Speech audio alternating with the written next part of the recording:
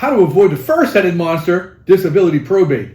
Oh, hey folks, elder law care attorney Patrick Kelleher coming to you from elderlawcare.com. Folks, today's subscriber's question is the following. Hey Patrick, what documents do I need for incapacity planning? What documents do I need for incapacity planning? Folks, I refer to them as the Big Six disability planning tools. Folks, these are considered what I refer to not just as documents, they're not mere documents, because from my experience, when disability planning is done properly, they're actually very powerful, very effective power tools that should be in your elder law toolbox, okay? Extremely important, folks. And I'll explain to the reasons why that's extremely important. Folks, pull up your chair, get your pen out. Number one of the Big Six disability planning tools that everyone should have in their elder law toolbox. Number one, durable power of attorney. Durable power of attorney with comprehensive language in there with what I refer to as enhanced elder law powers. That's designed, folks, to avoid conservatorships at the probate court and guardian ad litems at the probate court. Number two, healthcare proxy, designed to avoid guardianships and guardian ad litems at the probate court. And here in the Commonwealth, there's another court-appointed probate attorney called Rogers Attorney if the incapacitated person is receiving antipsychotic medications, which is fairly common medical protocol from my experience for folks with dementia, sadly. And we have cases like that. So folks, durable power of attorney with enhanced elder law powers, done properly, T's crossed, I's dotted to avoid conservatorships. Comprehensive healthcare proxy to avoid guardianships, okay? Number three, advanced medical directives is the cousin to the healthcare proxy. Spell out all your wishes, folks, so your loved ones know exactly what decisions you want made if you're completely incapacitated. I call it the 4 C's. Number one, designed to avoid conflict with medical professionals. Number two, designed to avoid conflict with whom else when emotions are running high? Family members. Shoulda, coulda, woulda, healthcare agent. Healthcare agent is like, hey, I'm making the decisions our loved ones instructed me to make. Usually bodes well for family relations to keep the family on the front side of the cloud.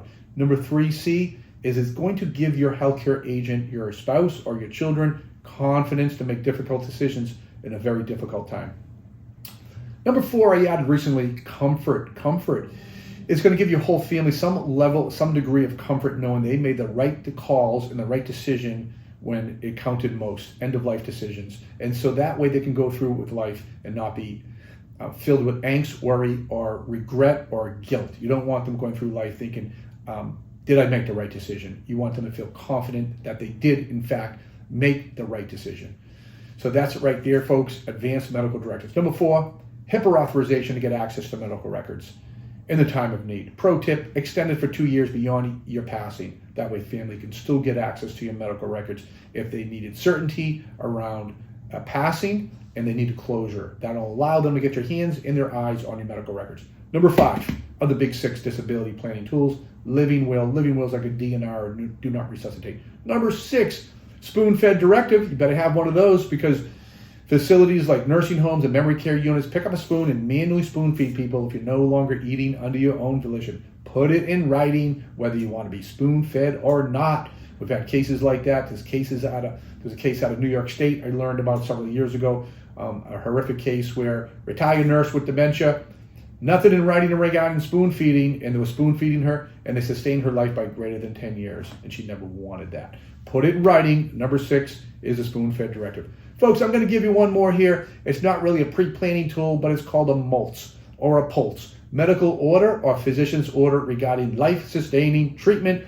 This would be more appropriate for someone like my late dear mom who went home on hospice.